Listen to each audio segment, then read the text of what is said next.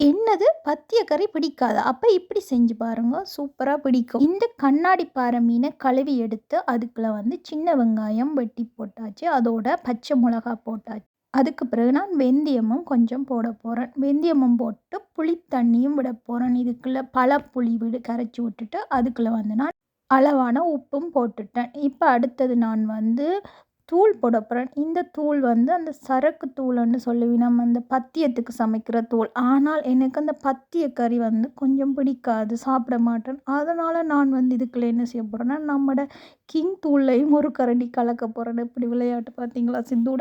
எனக்கு அந்த பத்திய கறி என்று சொல்ற அரைச்ச குழம்பு பிடிக்காது. கொஞ்சம் எங்கட தூளும் கலந்திருந்தா சாப்பிடுவேன். அதனால தான் நான் ஒரு கரண்டி தூள் இதுக்கெல்லாம் எங்கட கிங் தூளையும் கலக்கி விட்டுட்டேன். அதுக்கப்புறம் எல்லாத்தையும் கிளறி போட்டு இவரை கொதிக்க வைக்க போறேன். நான் உள்ளி போடல. அதை நீங்க நோட் பண்ணுங்க.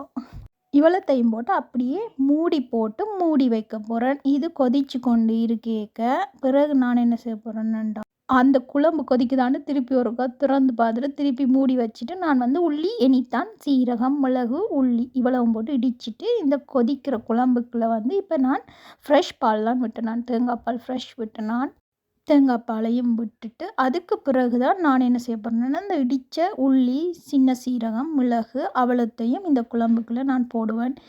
ஏனென்றால் இது பத்திய கறின்னு சொல்லலாது. இது என்ன நான் கிங் தூள் போட்டிருக்கேன் நானே. அதனால் இது ஒரு பத்திய கறி மாதிரி. ஆனால் பத்திய கறி இல்லை. இப்படியும் ஒரு விதமாக பத்திய கறியும் வைக்கலாம். ஆனால் கொஞ்சம் உரைக்கும். ரொம்ப உரைக்கும். ஏன்னா பத்தியத்தூள் ஒரு துளி உரைப்பும் இருக்காது. இப்போ நான் இடித்து வச்ச மிளகு சீரகத்தை போட்டு கறியை முடிக்க போகிறேன். உங்களுக்கு பத்திய கறி பிடிக்காதண்டா ஒரு இப்படி செஞ்சு பாருங்கள். சூப்பராக இருக்கும். இந்த வீடியோ உங்களுக்கு பிடிச்சிருக்குமென்னு நான் நம்புகிறேன். இப்போ உங்கள்கிட்ட விடைபெறுவது உங்கள் அன்பிற்குரிய சிந்து.